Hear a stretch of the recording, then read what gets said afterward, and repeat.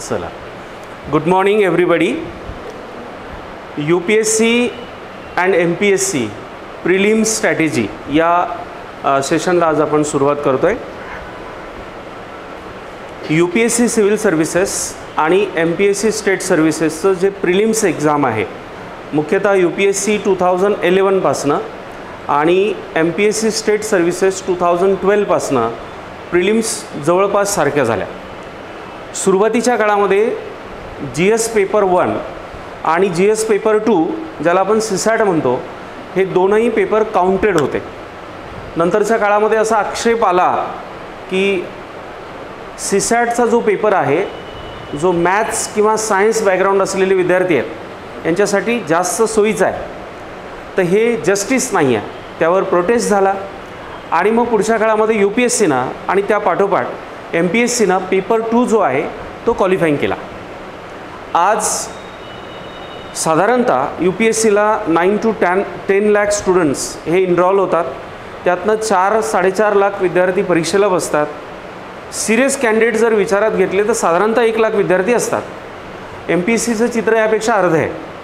4 ते 4.5 लाख विद्यार्थी इनरोल होतात, 2.5 ते 3 लाख विद्यार्थी परीक्षेला बसतात आणि साधारणतः 75 ते 1 लाख विद्यार्थी सिरियसली अभ्यास करत असतात. या सगळ्यांमध्ये ज्यांचा रिझल्ट येतो आणि जे इमानदारीनं मेहनत करतात, ज्यांचा रिझल्ट येत नाही, याच्यामध्ये फार फरक राहत नाही. विद्यार्थी पुस्तकं तेच वाचतात, संदर्भ साहित्य सर्वांना सारखं उपलब्ध आहे, टेस्ट सिरीज सगळ्यांना सारखी उपलब्ध आहेत, क्लासेस आज सगळीकडे उपलब्ध आहेत. पण यातही काहीच विद्यार्थी यशस्वी होतात आणि बहुतांश असे विद्यार्थी की ज्यांना यश येणं शक्य आहे, परंतु त्यांना अपयश जे आहे त्याचा सामना करावा लागतो. यामध्ये काय फरक आहे किंवा ह्या दोन विद्यार्थ्यांमध्ये कशाचा फरक आहे? फरक एवढाच आहे की आपण आपल्या पद्धतीनं अभ्यास करणं, जमेल तसा अभ्यास करणं, आणि दुसरा पार्ट आहे की परीक्षेला अपेक्षित असलेला अभ्यास करणं. सो मेन्स एक्झाममध्ये दोनही परीक्षांच्या याचे जर टप्पे आपण बघितले तर प्री, मेन्स आणि इंटरव्ह्यू हे 3 टप्पे आहेत. प्री, मेन्स आणि इंटरव्ह्यू. सो हे तर पुढचे 2 टप्पे आहेत. ज्या वेळेला CSAT क्वालिफाईंग नव्हतं तर बरेचसे असे विद्यार्थी होते की सहजरित्या माझं निघून जाईल. असंख्य विद्यार्थ्यांचं CSATच्या बेसवरच प्रिलिम्स निघायचं. परंतु आता स्थिती बदलली आणि क्वालिफाईंग जरी झालं असलं तर आत्ताचा पॅटर्न, आणि तुम्ही ज्या वेळेला PYQ ॲनालिसिस कराल तर 2012 ते 15चे पेपर्स आणि साधारणतः 2020पासून 24चे पेपर यामध्ये बराचसा फरक झालेला आहे. म्हणजे CSAT जरी क्वालिफाईंग झालं असलं तरी ते क्वालिफाय करणं हे इव्हन इंजिनिअरिंग किंवा सायन्स बॅकग्राऊंड असलेल्या विद्यार्थ्यांसाठी सुद्धा आव्हान आहे. ठीक आहे. सो या 3 टप्प्यामध्ये मॅक्झिमम विद्यार्थी, म्हणजे साधारणतः UPSCच्या 1000 सीट्स असतात, यामध्ये 13चं प्रमाण असतं मेन्सला क्वालिफाय करण्याचं. म्हणजे काय तर 13,000 स्टुडंट्स जे मेन्सला क्वालिफाय होणार आहेत, यापेक्षा डबल स्टुडंट्स हे बाहेर असतात की जे प्रिलिम्स स्ट्रॅटेजी समजू शकले नाही. जे बाहेर डबल विद्यार्थी असतात त्यांचा यापेक्षाही जास्त अभ्यास असतो, परंतु परीक्षेचा पॅटर्न लक्षात न आल्यामुळं अशा विद्यार्थ्यांना अपयशाचा सामना करावा लागतो. आपण वर्षभर अभ्यास केल्यानंतर जर आपल्याला अपयश येत असेल तर त्याचं दुःख मात्र नक्की होतं. पण जर समजा काही बाबींचं आपण पालन केलं आणि त्या प्रॅक्टिकली केल्या म्हणजे काल मी जसं उदाहरण दिलं होतं की एखादी 4 व्हीलर आहे, त्याला स्टेअरिंग आहे, गेअर आहे, ब्रेक आहे, ही झाली इन्फॉर्मेशन.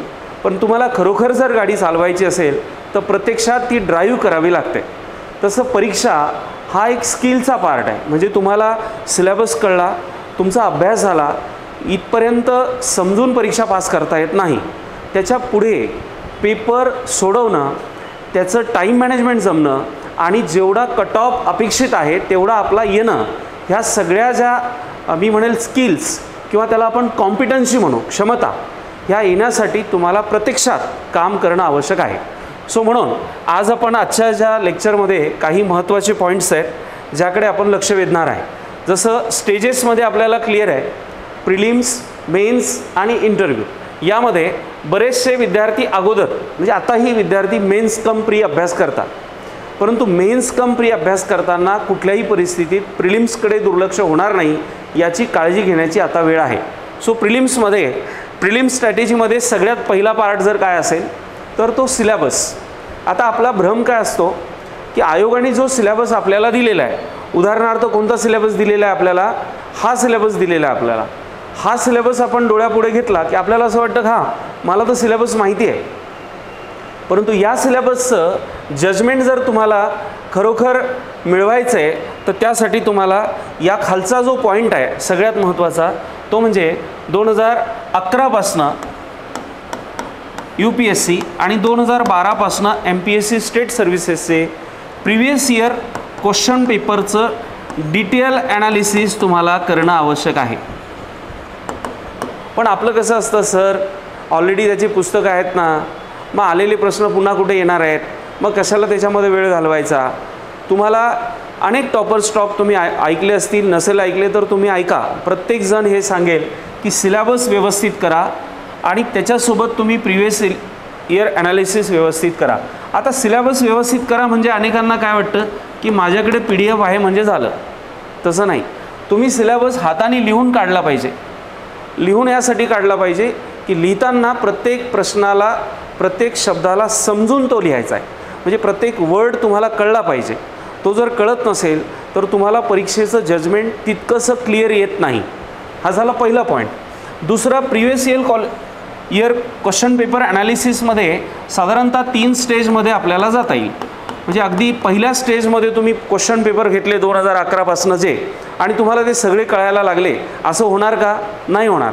2023-24चा पेपर हातामध्ये घेतला तर प्रश्न पहिला वाचला काहीच कळत नाही आहे, दुसरा वाचला काहीच कळत नाही आहे, तुम्हाला काय वाटेल अरे बापरे ही परीक्षा किती अवघड आहे, माझ्याकडनं तर होणारच नाही आहे.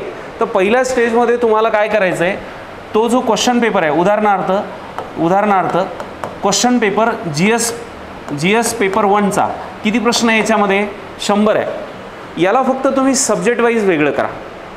For example history, geography, polity, economics, environment, general science. दुसरी स्टेज तुम्ही काय करू शकता याच्यात, सेकंड स्टेज. आता हे तर तुम्ही करू शकता ना, यासाठी तुम्हाला तुमचा अभ्यास झालेला असण्याची गरज आहे का? बिलकुल नाही.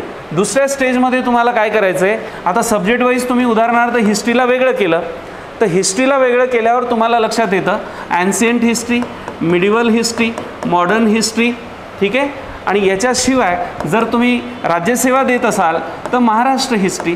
एवढे टॉपिक आहेत की ज्याच्यावर मला हिस्ट्रीला प्रिलिम्समध्ये साधारणतः 13 ते 15 प्रश्न येतात. क्लिअर झालं?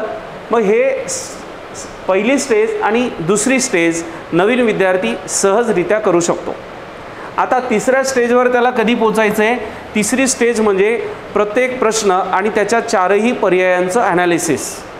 हे कधी करायचं आहे त्याला? उदाहरणार्थ हिस्ट्री त्याचा शिकवून पूर्ण झाला त्यावेळेला त्याला हा स्टेज 3चं काम करायचं आहे. म्हणजे जेवढे PYQ आहेत हे सगळे तुम्हाला पाठच पाहिजे की याचे प्रश्न काय आणि त्याचे ऑप्शन काय आणि या प्रश्नांचा अप्रोच कसा आहे सिलेबसमधला. हे एवढा अभ्यास तुम्ही करणं म्हणजे जवळपास 40% परीक्षेला तुम्ही समजणं होतं. कळलं? आणि मग राहिला सिलेबस तर तुम्ही केला आहे, PYQ तुम्ही केलं आहे. आता दुसरं, हे मी प्रीबद्दल बोललो, याच्यासोबत तुम्हाला मेन्सबद्दलही हेच करायचं आहे. उदाहरणार्थ आता UPSC CSCच्या विद्यार्थ्यांना 2012पासूनचे मेन्सचे पेपर अवेलेबल आहेत. आता राज्यसेवा 2025पासून डिस्क्रिप्टिव्ह झाले तर तुम्हाला मेन्सचे पेपर राज्यसेवेचे अवेलेबल नाही आहेत. ओके, पण 2007च्या आधी राज्यसेवा डिस्क्रिप्टिव्ह होतं, त्यातले काही पेपर नाही मिळाले तर आपण आपलं अवेलेबल करून देऊ. पण 7 बराच जुना काळ झाला, तसे प्रश्न आता येतील का हे जजमेंट घेणं थोडं अवघड आहे. म्हणून आपण काय करू शकतो, UPSCचेच पेपर विचारात घेऊ शकतो. कारण UPSCचा जर पॅटर्न ॲज इट इज राज्यसेवेने उचललेला आहे तर आपण अभ्यासाचं जजमेंट घेण्यासाठी मेन्सच्या प्रश्नांचं ॲनालिसिस करू शकतो. ओके, आता याच्यामध्ये प्रश्नाचं एक नेचर आपण थोडंसं लक्षात घेण्याचा प्रयत्न करू.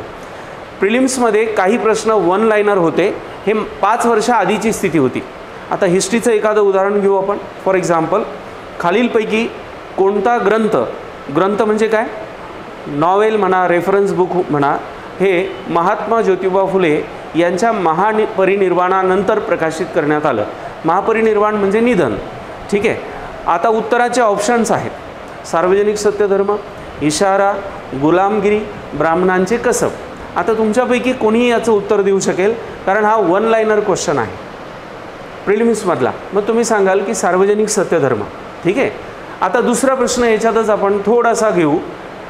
महात्मा ज्योतिबा फुले यांची जी ग्रंथसंपदा आहे, म्हणजे जे बुक्स त्यांनी लिहिलेत, यापैकी कोणता ग्रंथ आहे की जो त्यांनी अमेरिकेत कृष्णवर्णियांच्या हक्कासाठी लढणाऱ्या अमेरिकन नागरिकांना समर्पित केला? आता आपण अख्खं पुस्तक वाचले, पण पुस्तकाची प्रस्तावना वाचली नाही. आता हे पुस्तकाचं हे जे उत्तर आहे ते प्रस्तावनेत दडलं आहे. याचं उत्तर आहे गुलामगिरी. सो हा झाला थोडा ट्रिकी प्रश्न. आणखी थोडं याला ट्रिकी करते MPSC. कसं करते? खालीलपैकी महात्मा ज्योतिबा फुले यांची जी ग्रंथसंपदा आहे यांचा प्रकाशनाचा कालानुक्रम लावा. आणखी थोडं ट्रिकी करते. खालीलपैकी महात्मा ज्योतिबा फुले यांच्या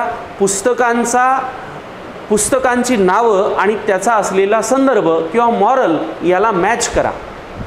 आणि मग त्याच्याखाली पण A, B, 1ला A, B, 2ला B असे सगळे प्रश्न पुढे बनतात. हे कसेही बनले आणि जर तुम्ही PYQ ॲनालिसिस प्रॉपर केलेलं असलं तर तुम्हाला या प्रश्नांमुळं काहीही अडचण होऊ शकत नाही.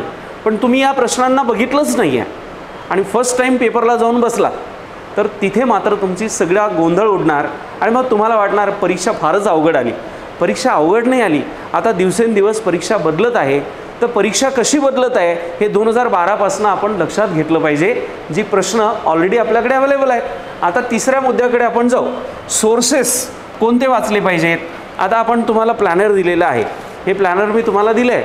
याच्यामध्ये सगळ्या पुस्तकांची यादी मी तुम्हाला दिलेली आहे. राज्यसेवेची दिलेली आहे. पण याच्यातली सगळी पुस्तकं तुम्ही घ्यायचेत का? नाही घ्यायचेत. पहिली बाब तुम्ही काय घ्यायची आहे तर NCERT घ्यायचं आहे. NCERT 6वी ते 10वी घ्यायचं आहे. आता याच्यामध्ये सिलेबस वाईज जसं एन्व्हायरमेंट तुम्हाला वाचायचं असेल तर 12वी सायन्सच्या NCERTमध्येच तुमचं कव्हर होऊन जातं.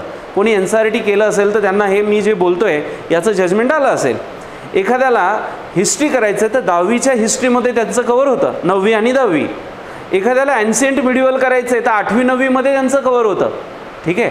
हे बेसिक तुम्ही केल्यावर एक रेफरन्स घ्या कुठलाही. उदाहरणार्थ मॉडर्न हिस्ट्री असेल तर तुम्ही ज्याला स्पेक्ट्रमची भाषा समजते त्यांनी स्पेक्ट्रम घ्या.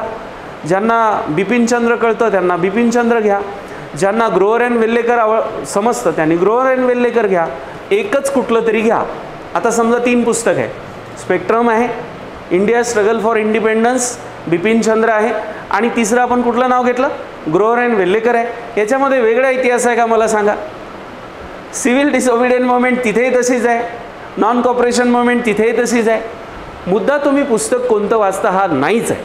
मुद्दा हा आहे की तुम्हाला कन्सेप्ट किती कळल्या आणि प्रश्न त्याच्यावर कसे येऊ शकतात यासाठी तुम्ही किती स्वतःला तयार केलं आहे. क्लिअर झालं आहे का? पण आपला भर कशावर असतो? यांनी कोणती पुस्तकं वाचली, तुमच्या नोट्स द्या. त्या नोट्समधून आत्ताच्या परीक्षा पास करता येत नाही. ही 10वी 12वीची परीक्षा नाही. ही परीक्षा तुमच्या कंप्लीट पर्सनॅलिटीची टेस्ट आहे. आणि कंप्लीट पर्सनॅलिटीची टेस्ट कधी होईल? ज्यावेळेला तुमच्या कन्सेप्ट क्लिअर आहे, तुम्हाला परीक्षेचं जजमेंट आहे, तेव्हा ते शक्य आहे. त्यानंतर स्टडी प्लॅनिंगचा. म्हणून इथे काय तर शॉर्टमध्ये काय, limited resources, limited book, maximum revision. 1 किंवा 2च पुस्तकं आणि त्याची मॅक्झिमम रिव्हिजन. हां, मी हे समजू शकतो की तुम्ही इकॉनॉमिक्ससाठी दत्तसुंदरम घेतलं आहे, देसाई भालेराव घेतलं आहे किंवा देसले घेतलं आहे किंवा कोळंबे घेतलं आहे MPSCची पोरं. पण त्याच्यासोबत तुम्ही इकॉनॉमिक सर्वे ऑफ इंडिया घेतलं आहे, तुम्ही योजना घेतलं आहे. हे जे करंट रिलेटेड बुक्स आहे हे तुम्ही घ्यायला हरकत नाही. पण बेसिक कन्सेप्टसाठीच तुम्ही 4 पुस्तकं वाचत आहात, काही लॉजिक नाही. तुम्ही इंडियन पॉलिटीसाठी M लक्ष्मीकांत वाचलं, तुम्हाला पार्लिमेंट खूप डिटेल जायचं आहे, खूप सुभाष कश्यप वाचलं तुम्ही, एवढं पर्याप्त आहे. आता यानंतर पॉलिटीचं काही तुम्हाला करायचं असेल तर तुम्ही अपडेट केलं पाहिजे. काही कॉन्स्टिट्यूशनल अमेंडमेंट्स असतील, काही महत्त्वाच्या कमिटी झालेल्या असतील फॉर्म, त्याचे काही रिझल्ट्स असतील किंवा एखादी केस असेल. जसं महाराष्ट्रामध्ये पक्षांतरबंदी कायद्याच्या संदर्भात शिवसेना वर्सेस असलेलं शिंदे गट असेल किंवा शिंदे गट, आता शिवसेना शिंदे गटाकडे आहे, म्हणजे शिवसेना गट की उद्धव ठाकरे गट म्हणावा हाही प्रश्न आहे, तो सगळा न्यायालयीन विषय आहे. दुसरा, राष्ट्रवादी काँग्रेसमध्ये असलेलं पक्षांतर बंदीची फूट. आता आपल्यासाठी अभ्यासाचा मुद्दा काय? पक्षांतर बंदी कायदा काय? राजस्थानमधलं आयाराम गयाराम प्रकरण काय होतं? इंदिराजींच्या काळात पक्षांतर बंदी कायद्यावर कोणते अमेंडमेंट झाले? नंतर राजीवजींच्या काळात कोणते झाले? मग फायनली तो कायदा कधी मंजूर झाला? राजीवजींच्या काळात झाला आणि पुढची अमेंडमेंट अटल बिहारी वाजपेयी यांच्या काळात झाली. मग हा जो त्याचा प्रवास आहे तो आपल्यासाठी महत्त्वाचा आहे. बाकी डिसिजन ऑनरेबल सुप्रीम कोर्ट देईल तो महत्त्वाचाच असेल, बरोबर आहे की नाही? सो सांगण्याचा उद्देश लिमिटेड स्टडी मटेरियल आणि याच्यासोबत करंट. ठीक आहे.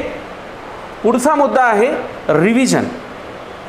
मॅक्झिमम रिव्हिजन तुम्हाला तोपर्यंत रिव्हिजन करायचं आहे जोपर्यंत तुमचा रिझल्ट येत नाही. आणि मग आता आपल्याला बऱ्याचदा असं एक स्थिती येऊन जाते आपली की बोर व्हायला लागतं. कधी कधी असं वाटतं हे सोडून द्यावं, काय आपण इकडं आलो कशाला मेळ नाही आहे, रिझल्ट येतो का नाही माहिती नाही. आणि मग आपल्याला असं वाटतं आपल्याबाबत काहीतरी विचित्र घडतं आहे का बाबा. हे नॉर्मल आहे, कारण तुम्ही एक कॉम्पिटिटिव्ह एक्झाम देत आहात, सातत्यानं वर्षभर एखादं काम आपण करतो आहे, तर त्याचा कंटाळा येणं हे साहजिक आहे. त्यामुळे कोणी आपल्याला स्वतःला आपल्याबद्दल काहीतरी वेगळं घडतं आहे असं समजण्याचं कारण नाही. यामध्ये पर्याय काय? तर अभ्यासामध्ये रिव्हिजन करताना किंवा अभ्यास करताना तुम्ही थोडे शॉर्ट ब्रेक घ्या, किंवा स्वतःला अशी जी डिसिप्लिन तुम्ही टाकून देता की नाही मी हे 2 तास वाचणार, ते 2 तास वाचणार, 8 तासच माझं शेड्यूल झालंच पाहिजे, असं नको. तुम्ही एक दिवस आधी ठरवा की मला उद्या एवढं टॉपिक माझे कव्हर करायचे. म्हणजे तुम्हाला वेळेवर काही थोडेफार बदल जर झाले ना तर त्याचं प्रेशर नाही येणार. एखादी गोष्ट आपण प्लॅन केली, करायची ठरवली आणि आपण ती केली नाही, त्याचं जास्त टेन्शन येतं, बरोबर ना? त्यामुळं छोटे छोटे प्लॅन बनवा आणि हळूहळू ते मोठे करा. एकदम आजपर्यंत अभ्यासच बंद होता आणि उद्या 10 तासाचं शेड्यूल नाही पॉसिबल. हळूहळू वाढवा, 2 तास, 3 तास, 4 तास. सो रिव्हिजन अत्यंत महत्त्वाचं आहे. तुम्ही जेवढं रिव्हिजन कराल, आता रिव्हिजन करायला काय मोटिवेट करतं? तुम्हाला असं वाटतं आहे की हा अभ्यास झाला तर तुम्ही त्याच्यावरचे पेपर सोडवा. एका इन्स्टिट्यूटचे पेपर सोडवले, तुम्ही दुसऱ्या इन्स्टिट्यूटचे पेपर घेऊ शकता. किमान 2 इन्स्टिट्यूटचे पेपर आणि PYQ एवढं जरी तुम्ही केलं तर वर्षभरात व्यवस्थित रिव्हिजनला भरपूर अभ्यासाचा एरिया कवर होतो म्हणजे मिळतो. जसं 100 क्वेश्चन तुम्ही सॉल्व करायला घेतले फॉर एक्झाम्पल एखाद्या XYZ इन्स्टिट्यूटचे आणि तिथे तुम्ही 70 सॉल्व केलेत, 30 तुमचे चुकलेत. हे 30 प्रश्न म्हणजे 30 वेगवेगळ्या सब्जेक्टचे एरियाज आहेत की ज्याचा तुम्हाला अभ्यास करायचा आहे, रिव्हिजन करायचं. क्लिअर झालं एवढं? आता पुढचा मुद्दा आहे टेस्ट अँड फीडबॅक. अत्यंत महत्त्वाचा पार्ट आहे. चांगल्या टेस्ट दिल्या गेल्या पाहिजे आणि टेस्ट देताना एखाद वेळेला स्कोर जर कमी येत असेल तर त्याला घाबरण्याचं कारण नाही, कारण आपण हे टेस्ट करण्यासाठीच देत आहोत की आपलं जे काम आपण केलं त्याचं काय आपलं इव्हॅल्युएशन आहे, काय स्थिती आहे, काय ग्राउंड रियालिटी आहे. आत्ता समजा जास्त प्रश्न चुकते चालेल ना, काही प्रॉब्लेम नाही, पण जेवढे चुकले त्याच्यावर जर आपण आज काम केलं. उदाहरणार्थ पॉलिटीमध्ये अमेंडमेंट 73rd अमेंडमेंटवर प्रश्न आला.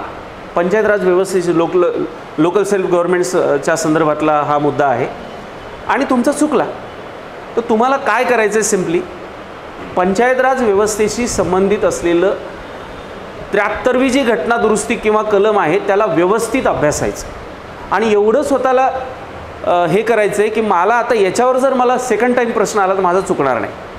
हे आपल्या टेस्ट मागचा खरा उद्देश आहे. ठीक आहे. अशा पद्धतीनं हे 9 पॉईंट्स आहेत, त्याला आणखी थोडंसं इलॅबरेट करण्याचा मी प्रयत्न करतो. आणि काही महत्त्वाचे डाऊट्स की जे प्रिलिमच्या दृष्टिकोनातून असतात की अटेम्प्ट काउंट कसे होतात. साधे प्रश्न आहे. तुम्ही फॉर्म भरला पण परीक्षेला नाही गेले. तुम्ही फॉर्म भरला पण एक्झामला तुम्ही उपस्थित झाले नाही, अटेम्प्ट काउंट होणार नाही. समजा तुम्ही परीक्षेला गेले आणि स्वाक्षरी करून आले, फक्त पेपरच नाही दिला, तरी तो अटेम्प्ट काउंट होईल. त्यामुळे अटेम्प्ट देताना आता वर्षाला एक अटेम्प्ट आहे. आपल्याला अभ्यास सुरू केला, 1 वर्ष अभ्यास केल्यावर आपण अटेम्प्ट घेतलाच पाहिजे. अशी तयारी आणि मनस्थिती आधीच तयार करून ठेवायची. नाही तर आधीपासून अभ्यास चालू नसला की परीक्षेच्या अगोदर थोडं फिअर येतं मनात की अटेम्प्ट आता राहू दे ना, पुढच्या वर्षी करेल, असं बिलकुल करायचं नाही. एकदा पोस्टपोन करण्याची सवय लागली की पुढच्या वर्षी परत पोस्टपोन करण्याची इच्छा होते. सो अटेम्प्ट काउंट्स हा मुद्दा क्लिअर झाला. दुसरा मुद्दा आहे कट ऑफ. कट ऑफच्या संदर्भामध्ये सिव्हिल सर्व्हिसेस एक्झामिनेशन असेल UPSCची किंवा महाराष्ट्र सिव्हिल सर्व्हिसेस एक्झामिनेशन असेल की जी स्टेट सर्व्हिसेससाठी म्हणजे राज्यसेवेसाठी असेल, या दोनही परीक्षांसाठी साधारणतः GS पेपर 1 हा 50%, कुठे 104 ओपनचा, कुठे 102, महिला असेल तर 98-96, म्हणजे साधारणतः 110 आपलं टार्गेट असावं. 105 सुद्धा सेफ टार्गेट आहे, पण आपण 110चं टार्गेट घेऊन चाललं पाहिजे. दुसरं GS पेपर 2 जो आहे, ज्याला आपण CSAT असं म्हणतो, इथे तुम्हाला 33.33% मार्क्स घ्यायचे आहेत, म्हणजे 66.66 अप्रॉक्सिमेटली 67+ मार्क आले पाहिजे. या पेपरचं मागच्या 4 वर्षापासून जर स्वरूप तुम्ही लक्षात घेतलं तर असंख्य विद्यार्थी मी तुम्हाला दाखवू शकतो की ज्यांचा GSमध्ये स्कोर 120, 125, 130 आहे, परंतु ते CSATमध्ये क्वालिफाय नाही झाले. 2-3 कारणं.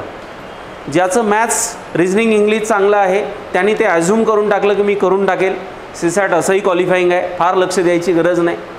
आणि ज्याचं मराठी माध्यम म्हणा किंवा आर्ट्सचा विद्यार्थी आहे त्याने असं गृहीत धरलं की मी शेवटी करेल, पॅसेजेस आहे, एवढं काय टेन्शन घ्यायचं आहे. परंतु हे जो पेपर 2 आहे ना, हा स्किलचा पेपर आहे. हा रिकॉलिंगपेक्षा स्किलचा पेपर आहे की तुम्हाला किती फास्ट मॅथमॅटिक्स येतं, करता येतं, म्हणजे सॉल्व करता येतं. इवन तुमचं पॅसेजचं रीडिंग किती चांगलं आहे, बरोबर आहे, आणि तुमचं जजमेंट किती चांगलं आहे, हे सगळं प्रॅक्टिसशिवाय येत नाही. आणि म्हणून इथे कट ऑफसाठी हे 2 मुद्दे आपण अत्यंत महत्त्वाचे आहेत. दोनही पेपर अत्यंत महत्त्वाचे आहेत. ना GSकडे दुर्लक्ष करता येणार, ना CSATकडे दुर्लक्ष करता येणार. नाही तर मेन्सचा अभ्यास झालेला आहे, ऑप्शनलचा अभ्यास झाला आहे, काही उपयोग नाही. प्रिलिम्समध्येच अडकले तर पुढच्या वर्षी परत प्रिलिम्स द्यावं लागणार आहे. ठीक आहे, म्हणून जेवढं मेन्सला तुम्ही इम्पॉर्टंट देत आहात, इक्वली इम्पॉर्टंट आता प्रिलिम्सला पण देणं अनिवार्य आहे. पुढचा मुद्दा आहे अटेम्प्ट किती असावेत आपले, म्हणजे किती क्वेश्चन्स अटेम्प्ट करावेत, हा अत्यंत महत्त्वाचा मुद्दा आहे. आता निगेटिव्ह मार्किंग खाली मुद्दा आहेच, निगेटिव्ह मार्किंग खाली महत्त्वाचा मुद्दा आहेच. प्रश्नसंख्या, आपण GSबद्दल बोलतोय आता, GSबद्दल. CSATमध्ये तुम्हाला 27 प्रश्न लागतात पास व्हायला, म्हणजे बरोबर आलेले बरं का. त्याच्यात तुम्ही चुका करत असाल तर मग अवघड आहे काम. बरोबर आलेले 27-28 प्रश्न जरी आले तर तुम्ही क्वालिफाय झाले CSATमध्ये. ठीक आहे. आता GS पेपर 1 जो तुम्हाला क्वालिफाय करणार आहे मेन्सला, यामध्ये समजा तुम्ही अटेम्प्ट तुमचा फॉर एक्झाम्पल 65 अटेम्प्ट केले तुम्ही. आता तुम्ही कितीही अभ्यास असेल तुमचा, उदाहरणार्थ खूप अभ्यास आहे, तरीसुद्धा 8 ते 10 प्रश्न 15 प्रश्न चुकण्याचे चान्सेस आहेत. आता इथे UPSC CSEला 1/3 आहे निगेटिव्ह मार्किंग. स्टेट सर्व्हिसेसला, महाराष्ट्र सिव्हिल सर्व्हिसेसला 1/4 आहे. म्हणजे इथे 3 चुकले तर 1 बरोबर आलेला मायनस होणार आहे, इथे 4 चुकले तर 1 बरोबर आलेला मायनस होणार आहे. आता आपण याला समजून घेऊ, म्हणजे याच्या कॅल्क्युलेशननुसार हेही तुम्हाला समजेल. आता समजा तुम्हाला A नावाचा विद्यार्थी आहे, 65 अटेम्प्ट केले, कितीही काही केलं तर साधारणतः 8-10 प्रश्न चुकू शकतात. म्हणजे जर समजा यापैकी यांचे 12 प्रश्न चुकले तर हा स्कोर कितीवर आला, हा 48वर आला ना. म्हणजे याचं क्वालिफाय होण्याचंच प्रश्नचिन्ह निर्माण झालं आहे. म्हणून कमी अटेम्प्ट करून आपल्याला चालणार नाही, आपल्याला मॅक्झिमम अटेम्प्ट करावे लागतील. आता तुम्ही म्हणाल मॅक्झिमम अटेम्प्ट करण्याची काय स्ट्रॅटेजी आहे ती समजून घेऊ. इथे आता खाली घेऊ आपण आपण 1/3चा फॉर्म्युला समजून घेऊ. ठीक आहे. समजा A नावाच्या विद्यार्थ्यांनी 65 अटेम्प्ट केले, B नावाच्या विद्यार्थ्यांनी साधारणतः आपण असं गृहीत धरू 80 अटेम्प्ट केले, C नावाच्या विद्यार्थ्यांनी 90 अटेम्प्ट केले. आता याला 3च्या फॉर्म्युल्याने तुम्ही समजून घ्या, आपण उदाहरणासाठी म्हणून हे घेतलंय. साधारणतः इथे दोन प्रकारचे सेक्शन असू शकतात. एक, हा विद्यार्थी आहे, या विद्यार्थ्याला येणाऱ्या प्रश्नांची संख्या 40, खूप चांगला अभ्यास असेल तर अभ्यास केलेल्या जजमेंटनुसार साधारणतः 40 प्रश्न तो परफेक्ट, म्हणजे जे परफेक्ट आहेत त्याचे परफेक्ट, इथे त्याला काही डाऊट नाही आहे. पण 40वर रिझल्ट नाही आहेत, अजून 15 कव्हर करावं लागणार आहेत. ठीक आहे, मग आता परफेक्टवाला पार्ट झाला. आता असं होऊ शकतं की 4 जे ऑप्शन आहे ना, उदाहरणार्थ 4 ऑप्शनपैकी भाऊला 2 नाही कळले, म्हणजे 2 नाही आहेत असं माहिती आहे, पण 2 मध्ये कन्फ्युजन आहे. म्हणजे काय झालं, 50-50 वाला कार्यक्रम झाला. आता याच्यामध्ये साधारणतः यांनी 30 प्रश्न कव्हर केले. किती? 30 प्रश्न कव्हर केले. आता 70 झाले. उरलेले असे काही प्रश्न आहेत उदाहरणार्थ की ज्याच्याबद्दल 1 बद्दल शाश्वती नाही आहेत आणि 3 बद्दल कन्फ्युजन आहे. म्हणजे 1 माहिती आहे डेफिनेटली की हा ऑप्शन आहेच नाही, पण 3 मध्ये कन्फ्युजन आहे. उदाहरणार्थ इथे त्यांनी 20 प्रश्न अटेम्प्ट केले. ओके, आता शेवटचा ऑप्शन राहिला. 4 प्रश्न ऑप्शन आहेत आणि 4 पैकी 4ही माहिती नाही, असे 10 प्रश्न. आलं कॅल्क्युलेशन. आता हा जो विद्यार्थी आहे याचं कॅल्क्युलेशन कसं निघेल आपण ते बघू. साधारणतः 30 पैकी या विद्यार्थ्याचे अर्धेच प्रश्न बरोबर आले. 50-50 मध्ये आहे ना, अर्धे प्रश्न बरोबर आले, अर्धे चुकले, म्हणजे 15 चुकले. 15 चुकले 3 जर आपण याला भागितलं तर 5 प्रश्न कमी होणार, बरोबर आहे. आता इथनं 15 मधनं 5 जर कमी केले तरी 10 मार्क ॲड झालेत. कुठे? इथे 40 + 10. सेकंड फॉर्म्युल्यामध्ये जिथे 20 प्रश्न त्यांनी अटेम्प्ट केले, आपण 1/3चं प्रमाण जर 20चं पकडलं, 1/3चं, तर साधारणतः एक 8 प्रश्न याचे इथे बरोबर आले, 12 चुकले असं आपण गृहीत धरू. 12चे मधनं 8 मधनं जर समजा 12चे आपण मायनस केले तर 4 मायनस होतील. म्हणजे यातनं 8 - 4 तरीसुद्धा 4 इथे प्लस होत आहेत. ठीक आहे, हे प्लस इथे 4 झाले. आता हा जो चौथा ऑप्शन आहे याला काही जजमेंटच नव्हतं, त्यांनी ते सोडून दिले. म्हणजे अटेम्प्ट झाले याचे 90 पैकी याचा स्कोर इकडे निघाला 54-55. तर हा एक्सप्लेनेशन देण्यामागचा मुद्दा हा आहे की तुमचा अटेम्प्ट वाढला पाहिजे. तुम्ही निगेटिव्ह मार्किंग आहे म्हणून अटेम्प्ट कमी कराल तर तुम्ही प्रिलिम्समध्ये अडकून जाल. आणि म्हणून हे गृहीत धरून चाला की कितीही अभ्यास केला तर 40 ते 45 प्रश्न असे येतील की जे तुम्हाला समजलेत परफेक्ट, त्याचं उत्तर तुम्ही देऊ शकता. नंबर 2, काही प्रश्न असे येतील की जे 50-50 जजमेंटमध्ये तुम्हाला सोडवावे लागतील, पण ते कॅल्क्युलेटेड रिस्क राहील तुमची. आणि तिसरं असं असेल की तिथे थोडी जास्त रिस्क घ्याल तुम्ही. आपण 1/3चंच तिथे अपेक्षा ठेवू की बाबा मला 20 पैकी एक 8च प्रश्न 6च प्रश्न माझे बरोबर आले तरी 1, 2, 3 प्रश्न तरी तिथे आपले वाढू शकतात. ठीक आहे, आणि जे बिलकुल लिंक लागत नाही तिथे अंदाजे मारण्यात काही अर्थ नाही, कारण तिथे 0 मार्क्स येण्याची शक्यता असते आणि 0 आले तर 10 परत तिकडे 3 आपले मायनस होण्याची शक्यता असते. सो सगळा जो कॅल्क्युलेशनचा पार्ट आहे हा अभ्यास आणि तुमच्या जजमेंटवर अवलंबून आहे. म्हणजे केवळ अभ्यासावर वर्षभर अभ्यास केला आणि प्रिलिम्स काढली असं नाही, त्याच्यासोबत परीक्षासुद्धा समजून घेणं अत्यंत महत्त्वाचं आहे. सो निगेटिव्ह मार्किंग मी व्यवस्थित तुम्हाला समजून देण्याचा प्रयत्न निगेटिव्ह मार्किंग जर पॉझिटिव्हली हाताळली तर त्यातनंसुद्धा मार्क्स कवर करता येतात. पण ह्या सगळ्यांसाठी तुम्ही फक्तच पुस्तकांची पारायणं करत आहात त्यांनी काही होणार नाही. तुम्हाला प्रॅक्टिकली प्रश्न सोडवावे लागतील, तेव्हा हे जजमेंट किंवा त्याचं स्किल जे आहे ते तुमचं डेव्हलप होईल. ओके, आता पुढच्या मुद्द्याकडे आपण जातो आहे, important topics and book list. तर जसं की मी तुम्हाला सांगितलं की तुम्हाला सगळी बुक लिस्ट, जे एक्सपर्ट फॅकल्टी आहेत, जो काही अनुभव विद्यार्थी म्हणून शिक्षक म्हणून या क्षेत्रात आहे त्यातले बेस्ट रेफरन्सेस यामध्ये दिलेले आहेत. यापैकी जी भाषा लँग्वेज ज्या ऑथरची तुम्हाला सोयीची वाटते ते एक रेफरन्स बुक घ्या आणि NCERT पुस्तकं घ्या. आणि ज्या कोणी राज्यसेवेचा विद्यार्थी असेल आणि त्याला इंग्लिश नको आहे, मराठीत हवं आहे, तर स्टेट बोर्ड घेतलं तरी चालेल. ओके, सो अशा पद्धतीनं इम्पॉर्टंट टॉपिक्सकडे आता आपण जाऊ थोडं. नंबर 1 आहे current event of state, national and international importance. यासाठी बरेचसे विद्यार्थी मॅगझिनवर अवलंबून राहतात. केवळ मॅगझिनवर अवलंबून राहिलात आणि त्या ऑथरनी जर त्याच्यामध्ये संपूर्ण डेटा कव्हर केला नाही आणि तुमचं त्याच्यात काहीच कव्हर झालं नाही तर इथे फार मोठी रिस्क आहे. सगळ्यात अगोदर या सेक्शनकडे जाण्याआधी हे जे 7 सेक्शन आहे, GS पेपर 1 आहे हा. GS पेपर 1 मध्ये प्रश्नसंख्या किती आहे, मार्क्स किती याला, वेळ किती याला, म्हणजे 120 मिनटं आणि निगेटिव्ह मार्किंग किती आहे UPSCला, MPSCला. ठीक आहे, क्लिअर, काही डाऊट नाही, फाईन. आता हा GS पेपर 1 आहे, याच्यामध्ये आपलं टार्गेट किती आहे. आताच मगाशी एवढं रामायण सांगितलं, हां 110 काढायचे. तिथून अभ्यास सुरू करण्याआधी हे डोक्यात ठेवा, शेतीत काम करायचं तर उत्पन्न काढायचं आहे, फक्त शेती नाही करायची आहे.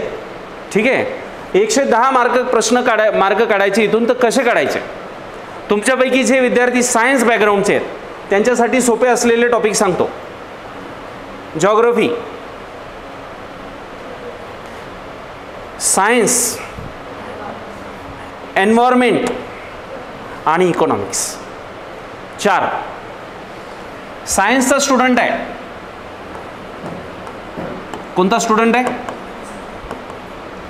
या विद्यार्थ्याचे जॉग्राफी, इकॉनॉमिक्स, एन्व्हायरमेंट आणि जनरल सायन्स किती टॉपिक झाले, 4 × 10. कुठल्याही परिस्थितीत याला प्रश्न किती येतात ते आधी सांगतो. हे बघा, हे करंट आहे ना, करंटला साधारणतः 10, हिस्ट्रीला साधारणतः 13, बाकी सगळे 13 पकडा तुम्ही. आता हे अगदी मी 13 लिहिले म्हणजे असेच 13 येणार आहे असं नाही, इकडे 10 येतात आणि इकडे साधारणतः 13. जनरल सायन्सवर प्रश्नांची संख्या वाढली आहे, 15 ते 18 प्रश्न इकडे जातात. ठीक आहे, इकडे MPSCला बऱ्यापैकी सायन्सवर, विशेषतः बायो, बॉटनी, झुलॉजीवर प्रश्न आहेत. UPSCला मॅक्झिमम सायन्सचे प्रश्न करंट बेस आहेत. ठीक आहे, आता ही प्रश्नांची संख्या आहे ही कमी जास्त होते. कमी जास्त जरी झाली तरी करंट अफेअर्स डायरेक्टली सोडलं तर बाकी कुठलाच असा घटक नाही ज्याच्यावर 12पेक्षा कमी प्रश्न येतात. तर हे 4 असे घटक पाहिजे मित्रांनो तुमचे की जिथे तुम्ही 40च्या खाली नाही आले पाहिजे. आणि उरलेले 3 जे सेक्शन आहेत सायन्सच्या विद्यार्थ्यांचे, उरलेले जे 3 सेक्शन आहेत कुठले, करंट अफेअर्स, हिस्ट्री, पॉलिटी, इथे तुम्ही जे 3 टॉपिक आहेत साधारणतः जास्त नाही, मी 7च प्रश्न गृहीत धरतो आहे. 12, 13 अर्धे, 14च्या अर्धे किती झाले, तरीसुद्धा तुमचा एक सेट म्हणजे 122 स्कोअर जातो आहे. ही परीक्षा पास करणं अवघड काम नाही, पण आपण परीक्षेला जे हवं आहे त्याच्यावर कामच करत नाही. आपलं कसं झालं विद्यार्थ्यांचं, शिक्षकांचं कसं जायचं, यायचं 2 तास शिकवायचं, घरी चाललं जायचं. विद्यार्थ्यांचं कसं झालं, आलं क्लास केला, घरी चालला गेला. मग तो घरी काय करतोय त्याचं त्याला माहीत, देवाला माहीत. अभ्यास करतोय, मोबाईलवर राहतोय की आणखी काय त्याचं करतोय त्याचं त्याला माहीत. हे असं करून कसं होणार आहे.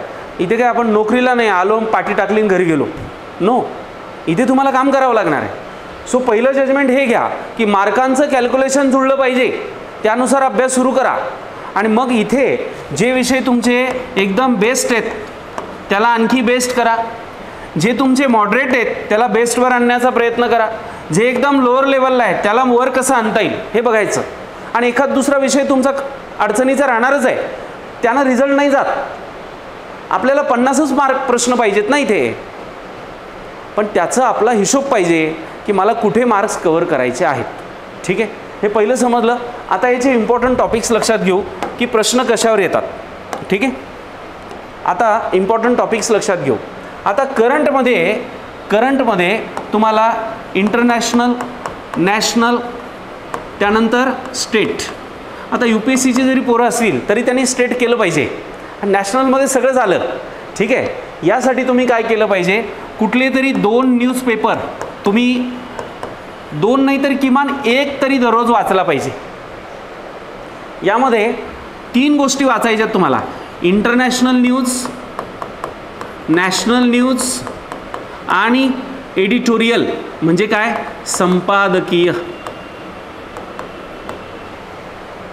ह्या 3 गोष्टी तुम्ही वाचल्याच पाहिजेत. आता फायनान्स मिनिस्ट्रीने बजेट सादर केलेलं आहे, त्याच्यावर तुम्ही फायनान्स मिनिस्टर काय म्हणतात, देशाबद्दल त्यांचा व्ह्यू काय आहे आणि विरोधी पक्षनेता काय म्हणतो हे सुद्धा तुम्ही वाचलं पाहिजे. म्हणजे क्रिटिकल ॲनालिसिसमध्ये तुम्हाला ते लिहिता येतं. याशिवाय बाकीचे जे आर्थिक विचारवंत आहे, रघुनाथ राजनसारखे सर असतील जे आपले RBIचे मॅनेजर होते, बरोबर आहे, अशा लोकांचं याबद्दल काय मत आहे, ओके. आणि मग त्या दृष्टीनं इकॉनॉमिक्सच्या काही कन्सेप्ट, बजेट काय असतं, पुरवणी मागणी काय असते, त्यानंतर मग निफ्टी काय असतं, शेअर बाजार काय असतो, असे जे शब्द त्याच्यात येतात ते तुमच्या अभ्यासाचे घटक झाले. समजलं. मग करंटमध्ये तुम्ही काय केलं पाहिजे, एक न्यूजपेपर वाचलं पाहिजे आणि एखादं मॅगझिन. आजकाल आता ऑनलाईन मॅगझिनसुद्धा आहेत, जसं विजन IAS, जे चांगलं आहे. म्हणजे आपल्या इन्स्टिट्यूटच्या व्यतिरिक्त कुठलंही इन्स्टिट्यूट जे बेस्ट देतं आहे ते आपल्याला घ्यायला काहीच हरकत नाही. ठीक आहे. तिसरं,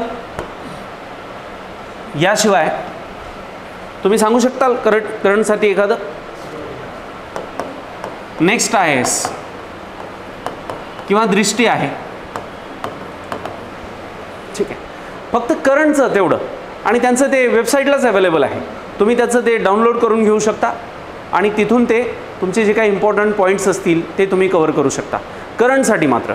आणि बाकीचे जे विषय आहेत ते तुम्हाला क्लासमध्ये बसूनच व्यवस्थित समजून घ्यायचे. करंट असं आहे की झालेल्या घटना, आणि तुम्ही ऑलरेडी न्यूजपेपर वाचत आहात त्यामुळे त्या घटनांबद्दल तुम्ही वाचलेलं असणार आहे. बरं, तुम्ही न्यूजपेपर न वाचता फक्त यांचे ते करंटचे जर घेतले ना, ते काही कामाचे नाही तुमच्या. तुम्ही न्यूजपेपर वाचत आहात, घटना तुम्हाला माहिती आहे, आणि मग तुम्ही त्याच्यावर एक आर्टिकल वाचत आहात, तेव्हा ते चांगलं होणार. ठीक आहे. सो हे झालं याच्याबद्दल. आता मराठीसाठी एखादं विद्यार्थी, आता इंग्लिश न्यूजपेपर कुठला घेऊ शकता तुम्ही, उदाहरणार्थ इंडियन एक्सप्रेस घेऊ शकता, द हिंदू घेऊ शकता, मराठीमध्ये कोणता घेऊ शकता, लोकसत्ता घेऊ शकता.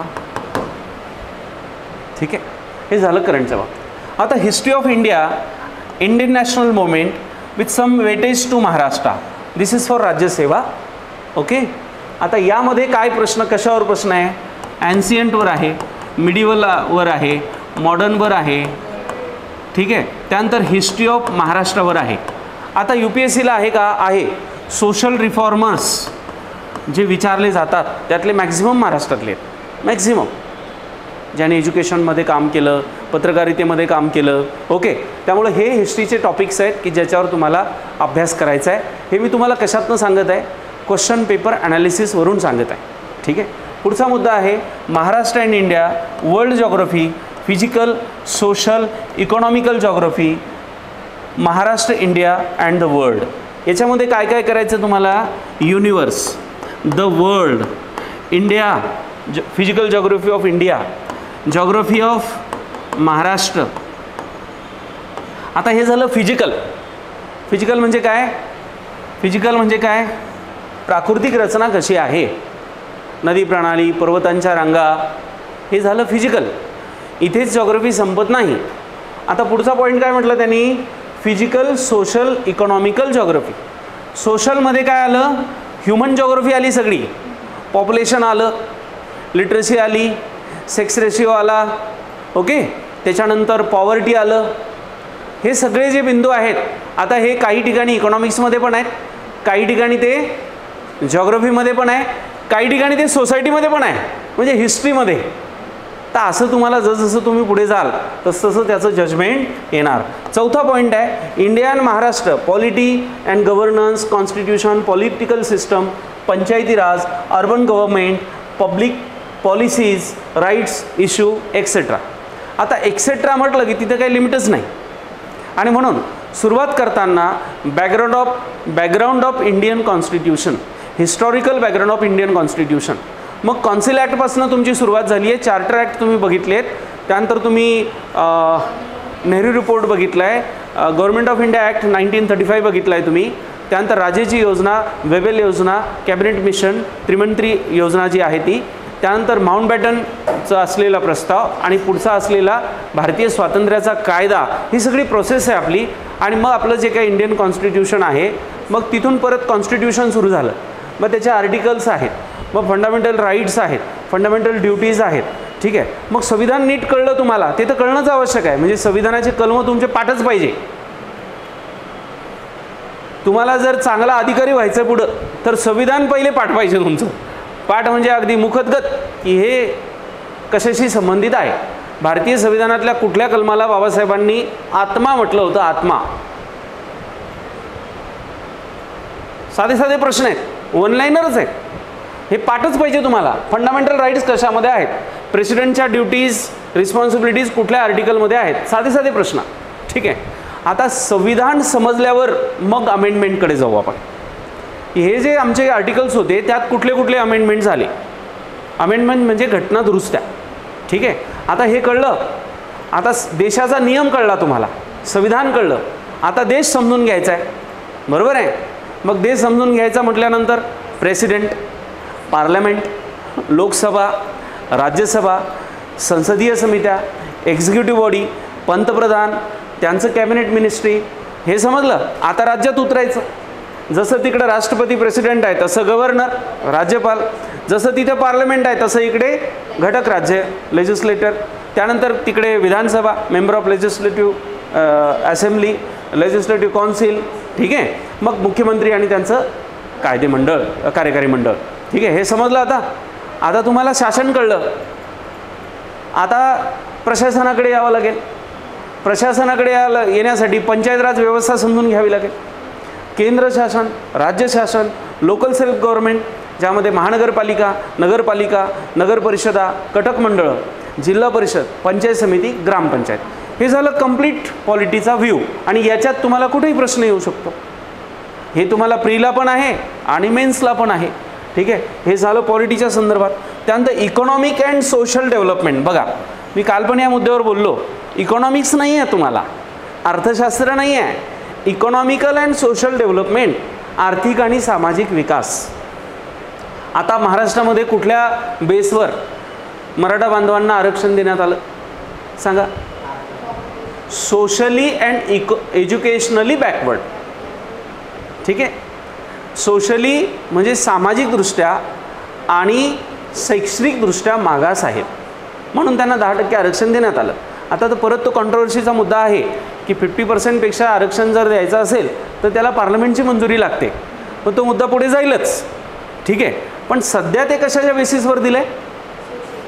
आणि म्हणून तुम्हाला इथे सोशल अँड इकॉनॉमिकल डेव्हलपमेंट बघायची आहे.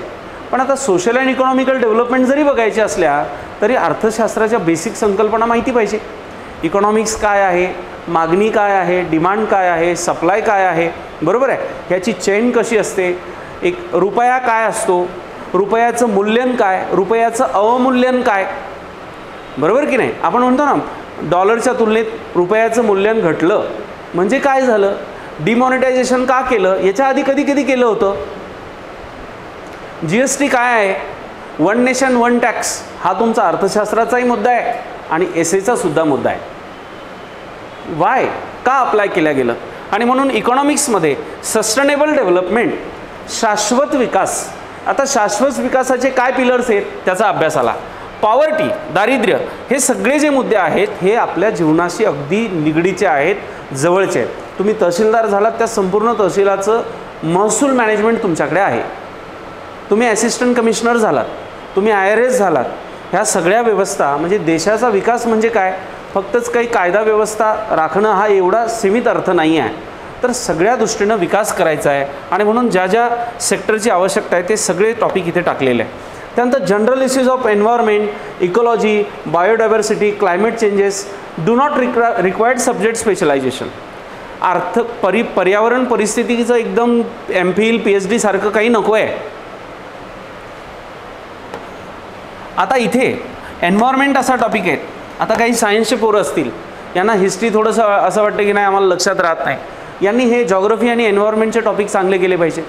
UPSCच्या विद्यार्थ्यांना सांगतो, UPSC सिव्हिल सर्व्हिसेस एक्झामिनेशन म्हणजे सिव्हिल सर्व्हिसेससोबत फॉरेस्ट सर्व्हिसेसची प्रिलिम पण सोबत असते. आणि म्हणून जॉग्रफी आणि एन्व्हायरमेंट या टॉपिकवर फॉरेस्टशी संबंधित अनेक प्रश्न टाकलेले असतात. तुम्ही previous year question paper analysis केलं तर तुमच्या लक्षात येईल. आणि म्हणून नॅशनल पार्क इंडियातले जेवढे असेल 100-102 आहेत सगळे तुम्हाला पाठ पाहिजे. हा कुठे आहे, तिथं कोणता पक्षी आहे, तिथे कोणता प्राणी आहे, हे सहज मिळणारे मार्क आहे ना. त्यासाठी काही रिकॉल करायचंच नाही आहे, तुम्हाला चांगली प्रॅक्टिस करायची आहे. ठीक आहे. अभयारण्य असतील, राष्ट्रीय उद्यानं असतील, त्यानंतर इतर एन्व्हायरमेंटशी संबंधित मुद्दे असतील. आता क्लायमेटशी संबंधित असेल, महापुराची परिस्थिती असेल, त्याला दिलेलं बजेट असेल वगैरे वगैरे. आता समजा महापुराच्या परिस्थितीची कोणत्या नद्या संबंधित आहे सांगा बरं. असं तुम्ही जनरल पण सांगू शकता. आसाम, ब्रह्मपुत्रा आहे, बरोबर आहे. ब्रह्मपुत्रेचा जो उगम होतो तिथं तिला स्टँगपो म्हणतात, बरोबर आहे. तिथून ती पुढे येते, दियांग, दिबाग आणि मग ती ब्रह्मपुत्रा अरुणाचलमधनं आत येते. त्यानंतर कोसी आहे, गंडक आहे. महाराष्ट्रामध्ये सांगली, सातारा या भागामध्ये पुराची परिस्थिती राहते. सो असे मुद्दे जे पर्यावरणाशी संबंधित आहेत त्याचाही अभ्यास तुम्हाला यामध्ये करावा लागतो. जनरल सायन्स यामध्ये UPSC असेल तर कंप्लीट करंटशी संबंधित मुद्दे आहेत. टेक्नॉलॉजी असेल, स्पेस, त्यानंतर इन्व्हेन्शन, डिस्कवरी, राईट. पण ते समजायला पण बेसिक सायन्स माहिती पाहिजे. ठीक आहे. आणि MPSCला फिजिक्स, केमिस्ट्री, बायो त्यातल्या त्यात बॉटनीशी संबंधित प्रश्नांची संख्या जास्त आहे. हेल्थ सायन्स असेल, हायजीन असेल, झुलॉजी असेल, यावर संबंधित प्रश्न. आणि इथे पण करंटच्या प्रश्नांची संख्या वाढली आहे. UPSCला पण आणि राज्यसेवेला पण प्रिलिम्समध्ये सायन्सच्या प्रश्नांची संख्या वाढली आहे. कारण सायन्सला एरिया भरपूर आहे प्रश्न विचारायला. त्यामुळं बाकीचे 12-12, 13-13 प्रश्न असेल तर हे प्रश्न 15 ते 18 जातात. त्यामुळे सायन्स चांगलं जर केलं तर यामध्ये पण चांगले मार्क्स स्कोअर होऊ शकतात. तर हे इम्पॉर्टंट टॉपिक लक्षात आले तुमच्या, याची स्ट्रॅटेजी लक्षात आली. आता आपण CSATकडे वळू. CSATकडे वळल्यानंतर पहिली बाब ध्यानात ठेवायची, यात 3 सेक्शन आहे. एक तर पॅसेज आहे म्हणजे कॉम्प्रेन्शन आहे. म्हणजे एखाद्या मुलाने जर ठरवलं की कॉम्प्रेन्शनच्या भरोशावर परीक्षा काढायची तर शक्य आहे. हां, म्हणजे मॅथ्स रिजनिंग नाही जमत आहे बाबा आपल्याला, कॉम्प्रेन्शनच्या भरोशावर तो परीक्षा काढू शकतो. पण तेवढी त्याची प्रॅक्टिस असायला हवी. पण रिस्क नको म्हणून मॅथ्स रिजनिंग पण थोडंफार त्यांनी चांगलं केलं पाहिजे. ओके. यात काही फार एकदम खूप डिफिकल्ट लेवलचं मॅथ्स रिजनिंग येत नाही. आता याच्यामध्ये 7 सेक्शन जरी दिले असले तरी हा पहिला जो आहे कॉम्प्रेन्शन आणि शेवटचा Marathi English language comprehension skill, हे दोनही टॉपिक सारखेच आहेत. ठीक आहे. त्याच्यानंतर interpersonal skill including communication skill, logical reasoning with analytical ability, decision making and problem solving and general mental ability, these are the all reasoning section. सगळे रिजनिंगशी संबंधित पॉईंट आहेत. ठीक आहे. आणि हा जो बेसिक न्यूमरेसीचा पार्ट आहे ना, हा क्वांटिटेटिव्ह ॲप्टिट्यूडचा पार्ट आहे. म्हणजे जर थोडक्यात आपण याला बघितलं ना, याचं 3 सेक्शनमध्ये आपली विभागणी करता येते. पॅसेजेस किंवा याला सरळ आपल्या या भाषेमध्ये कॉम्प्रेन्शनच म्हणा, म्हणजे तुम्हाला ते जास्त सोयीचं.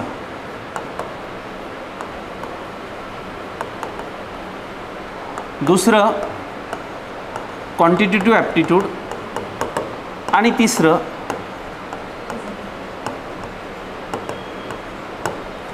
आता यासाठी तुम्हाला दररोज पॅसेजची प्रॅक्टिस करावी लागणार आहे. ठीक आहे.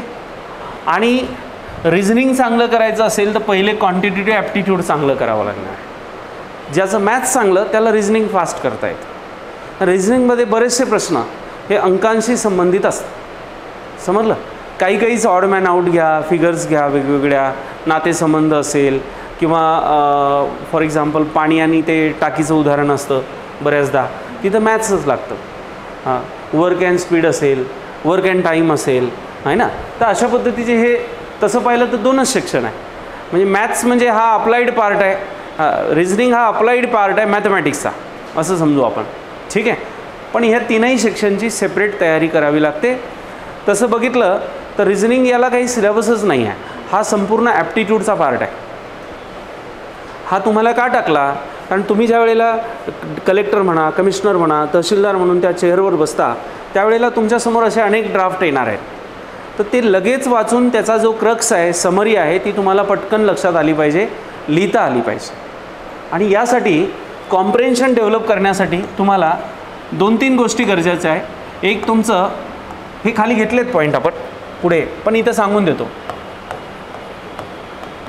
रीडिंग, आता रीडिंगसोबत वोकॅब्युलरी. आता वोकॅब्युलरी इनरिच करावी लागेल, रीडिंग स्पीड वाढवावी लागेल. वोकॅब्युलरीची संख्या वाढली आणि वोकॅब्युलरीची संख्या वाढली की रीडिंग स्पीड वाढते आणि अंडरस्टँडिंग पण वाढते. वोकॅब्युलरीच माहिती नाही, रीडिंग करता येणं म्हणजे प्रोनन्सिएशन करता येणं ते तर कोणाला येतं, ज्याची बाराखडी आहे त्याला पण येतं. मग अगदी सोपं झालं. तुमच्याकडे आता मोबाईल आहे, शब्द नाही कळला पटकन मोबाईलवर बघायचा. साधारणतः एक 2,500 ते 3,000 शब्दांच्या मध्येच हे सगळं चालतं. त्याच्यापेक्षा जास्त वोकॅब्युलरी इंग्लिशमध्ये यूज होत नाही आपल्याकडे. एवढे शब्द लगेच होणार नाही, पण जर प्रयत्न केला, इंग्लिश पेपर वाचतात, कॉम्प्रेन्शन सोडवतात, तर हे नक्की शक्य आहे वर्षभरामध्ये. आणि हे झाल्यावर तुम्हाला कॉम्प्रेन्शन मुळीच अवघड जाणार नाही आणि याच्याशिवाय हे होणारही नाही. आता आपण आपल्यापैकी काही ग्रामीण भागातले विद्यार्थी आमच्यासोबत असे होते, म्हणजे इव्हन इंग्रजी पेपर प्रश्न सोडवताना प्रश्नातले शब्द आणि पॅसेजमधले शब्द शोधू ते अख्खेच्या अख्खे वाक्य उचलून तिथे चिपकून द्यायचे. तर ते 35 मार्कांचा एरिया काय म्हणते पासिंग क्वालिफाईंग होतं म्हणून जमलं. 50 असतं तर बिचारे ते तिथंच अडकले असते. समजलं की नाही. पण आता इथून पुढे जायचं आहे तर ते जरा अभ्यास करावाच लागेल, ते आधीसारखं चालणार नाही.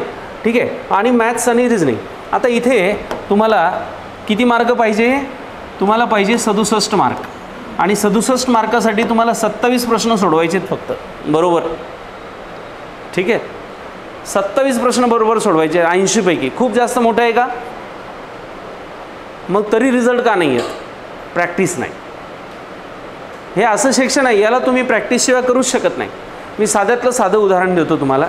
समजा आत्तापर्यंत आईच घरी स्वयंपाक करत होती आणि एक दिवस तुमच्यावर प्रसंग आला आणि तुम्हाला कणिक भिजवायचं आहे. तुम्ही कणिक भिजवायच्याऐवजी तुम्ही पातळ बेसन तयार करून टाकता, कारण तुम्हाला त्याचं जजमेंट नाही, फक्त इन्फॉर्मेशन आहे की कणिकमुळं पोळ्या होतात. स्किल असल्याशिवाय ते येत नाही. पण पोळ्या किंवा कणिक तयार करणं अशी काही खूप रॉकेट सायन्स नाही आहे, पण स्किल नाही म्हणून जमलं नाही असा तो विषय आहे. पण इथे तुम्हाला स्किल पाहिजे. हे कणिक बनवण्या इतकं सोपं नाही आहे. हां, म्हणजे जरा अधिक चांगलं तयारी करावी लागेल. उदाहरण दिलं फक्त मी, बरोबर आहे. चला, आता याच्यापुढे मुख्य परीक्षा आहे ज्याच्यावर आपण वेगळं विस्तारानं बोलू.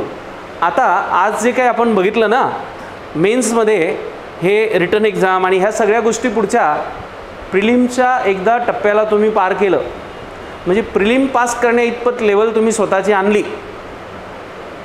म्हणजे जसं एखादं रॉकेट आपल्याला सॅटेलाईट युनिव्हर्समध्ये पाठवायचं तर ग्रॅव्हिटेशनच्या फोर्सचा जो एरिया आहे ना तिथपर्यंतच त्याला एनर्जीची गरज आहे.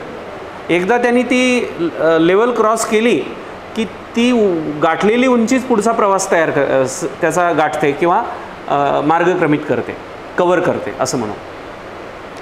तसं तुम्हाला प्रिलिम्स काढण्या इतपत जर स्वतःला तयार करायचं आहे तर 3 सेक्शनवर काम करावं लागेल. पहिलं GS जे हे मेन्स लेवलवर तयार करावं लागेल. म्हणजे हिस्ट्री तुमचं प्री आणि मेन्स लेवलवर तयार पाहिजे. जॉग्रफी, पॉलिटी, इकॉनॉमिक्स, एन्व्हायरमेंट आणि जनरल सायन्स जे कोअर सब्जेक्ट आहेत, हे कोअर सब्जेक्ट आहेत. ठीक आहे. दुसरं तुम्हाला ॲप्टिट्यूडवर काम करावं लागेल. तुम्ही म्हणाल माझं GS खूपच चांगलं आहे, ठीक आहे, आणि मी ते काढून टाकणार, अशाने होणार नाही. तुम्हाला त्याच्यावर काम करावं लागेल. आणि चौथं, मेन्समध्ये अशा पेपरवर काम करावं लागेल जे तुम्हाला लीड देतील. नंबर 1 एसे, नंबर 2 ऑप्शनल आणि नंबर 3 एथिक्स इंटिग्रिटी ॲप्टिट्यूड. समजलं? हे झाले पुढचे सेक्शन. मी विस्तारानं मेन्सच्या वेळेला बोलेल. आता काही यातले थोडेसे पॉईंट आहे जे स्ट्रॅटेजिक पॉईंट आहेत ते थोडे तुम्हाला क्लिअर करतो. GSमध्ये स्टॅटिक सब्जेक्ट असा कुठलाच टॉपिक एरिया नको की ज्याच्या कन्सेप्ट तुमच्या क्लिअर नाही. कॉन्स्टिट्यूशनच्या एखाद्या आर्टिकलवर प्रश्न येतो आणि तुमचा जर जात असेल तर मी असं म्हणेल की प्रिपरेशन आपल्याला चांगली करावी लागेल. दुसरा पार्ट येतो याच्यामध्ये करंट अफेअर्सचा. म्हणजे फक्त जॉग्रफी करून चालणार नाही, त्याच्यासोबत करंट पण करायचं आहे, एन्व्हायरमेंटसोबत करंट पण करायचं आहे, पॉलिटीसोबत पण करंट आहे, लक्षात घ्या. समजलं का? हिस्ट्रीचं पण करंट आहे. कुठल्या घटनेला 100 वर्ष झाले, कुठल्या घटनेला 200 वर्ष झाले, कुठल्या घटनेला 50 वर्ष झाले, 75 वर्ष झाले, असे काही. आणि मग त्यानिमित्तानं गव्हर्नमेंटच्या काही इव्हेंट्स असतात. जसं आता त्यांनी स्वच्छ भारत अभियान राबवलं, त्यानंतर आता अमृत महोत्सव काहीतरी चालू आहे आपला, है ना. मग तशा बाबी पण लक्षात ठेवायच्या, ठीक आहे. त्याच्यानंतर क्वेश्चन सॉल्विंगवर काम करायचं. आता इथे एक प्रॉब्लेम असा असतो मुलांचा, एवढा अभ्यास केला, क्लासेस पण लावले, पुस्तकं पण वाचले, हा प्रश्न कसं काय चुकला माझा. मग त्याला असं एकदम सेंटिमेंटल लेवलवर नाही घ्यायचं, प्रश्नाला प्रश्न म्हणून सोडवायचं. चुकला तर ठीक आहे, काय हरकत नाही, त्याला सोडवण्याचा प्रयत्न करायचा. तुम्ही पहिलेच हे गृहीत धरा की 100 पैकी 100 प्रश्न असे येणारच नाही की जे तुम्हाला माहिती आहेत. काही जजमेंट न सोडवायचे आहेत. चुकला हरकत नाही, पुढच्या वेळेला चुकू देणार नाही, असं त्याच्याबद्दल विचार करायचा, ठीक आहे. त्यानंतर किमान 3 ते 4 इन्स्टिट्यूटचे पेपर तुम्ही घेतले पाहिजे सॉल्व करायला. असं आम्ही पेपर काढला, उदाहरणार्थ आकारने तुम्हाला पेपर दिला, पण आकारनी दिला पण त्याचे एरियावर प्रश्न काढले जे शिकवला होता. आता नवीन इन्स्टिट्यूटचा पेपर घेऊन बघू ना, मग त्याच्यात स्कोअर किती येतो, आणखी तिसऱ्या इन्स्टिट्यूटचा घेऊन बघू, आणि मग त्याच्यातही आला की मग गृहीत धरायचं नाही, हां आता अभ्यास चांगला आहे. तिसरी टेस्टमध्ये एक अडचण आपली असते, म्हणजे आपलं कसं असतं, उद्या पेपर आहे तर आज चालली ताकद लावणं, हे कव्हर करतो ते कव्हर करतो, तसं मुळीच नाही करायचं. तुमचा अभ्यास एकदम सहज असला पाहिजे. तुम्ही सहज अभ्यास करत आहे आणि शेवटी पेपर देत आहे. तुम्ही परीक्षेच्या आदल्या दिवशी किती पर्वत उचलून इकडून तिकडं फेकल्यानं काय होत नाही. तुम्ही वर्षभरात काय मेहनत केली आहे ती सगळी 2 तासात तुम्हाला प्रेझेंट करायची, आणि यासाठी आदल्या दिवशी काही करून होणार नाही. तो बोर्डाचा किंवा विद्यापीठाचा पेपर नाही आहे तुमचा की काल वाचलं थोडं थोडं ध्यानात आहे टिपून आलो. नो, तिथं जजमेंटनं प्रश्न सोडवायचे. मी तर असं म्हणेल की परीक्षेच्या आदल्या दिवशी तुम्ही रिलॅक्स असलं पाहिजे, निवांत झोप घेतली पाहिजे, समजलं की नाही. शक्यतोवर पॅरेंट्ससोबत असलं पाहिजे, कळलं का. म्हणजे तुम्ही थोडं फ्री राहिलं पाहिजे असं मला म्हणायचं आहे. पुढचं, ॲटिट्यूडमध्ये change. Try to solve, don't try to recall. एखादा प्रश्न पेपर सोडवताना क्वेश्चन 1, 2, 3, 4 4 नंबरचा प्रश्न आला, कशावर आला, उदाहरण घेऊ आपण, सायन्सवर आला, हायजीनवर आला, येऊन नाही आला, थांबू नका तिथं. तुमच्याकडे 1.2 पेक्षा जास्त वेळच नाही त्याच्यासाठी. तुम्ही जर राज्यसेवेचा किंवा UPSC सिव्हिल सर्व्हिसेसचा पेपर सोडवत आहात तर तुम्हाला 100 क्वेश्चन 120 मिनिटमध्ये सॉल्व करायचे आहेत. तर एका प्रश्नाला तुम्ही 1 मिनिटाच्या पुढे थांबायचंच नाही आहे. इथे थांबाल तर याचंही उत्तर येणार नाही आणि पुढचे 2-4 हुकून जातील. तर ते तुम्हाला लक्षात घ्यायचं आहे. रिकॉल करत बसायचं नाही तिथे, ते रिकॉल होणारच नाही, त्याला सोडून द्या. पहिल्या राऊंडमध्ये तुम्ही 3 राऊंड करू शकता याचे पेपर सॉल्व करताना. फर्स्ट राऊंड जो आहे फर्स्ट, या राऊंडमध्ये तुम्ही क्वेश्चन नंबर 1 पासनं क्वेश्चन नंबर 100 वर गेलं पाहिजे. म्हणजे काय, जे परफेक्ट येणारे उत्तर आहेत ना ते पहिले आपले इनकॅश करून घ्या.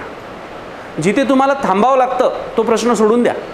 आणि जे ब्लॉक्स असतात ना ते असे 1, 2, 3, 4, 5, 6, 7, 8 म्हणजे 5-5चे असतात असे.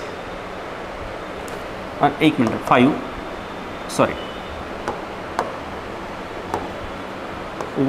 2, 3, 4, 5, 6, 7, 8, 9, 10 हे असे गोल असतात.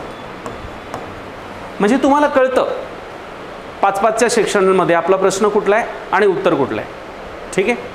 तर याच्यामध्ये फर्स्ट राऊंडला तुम्हाला 100% येतात असे तुमचे किमान 40 प्रश्न पहिले आपले सोडून टाका.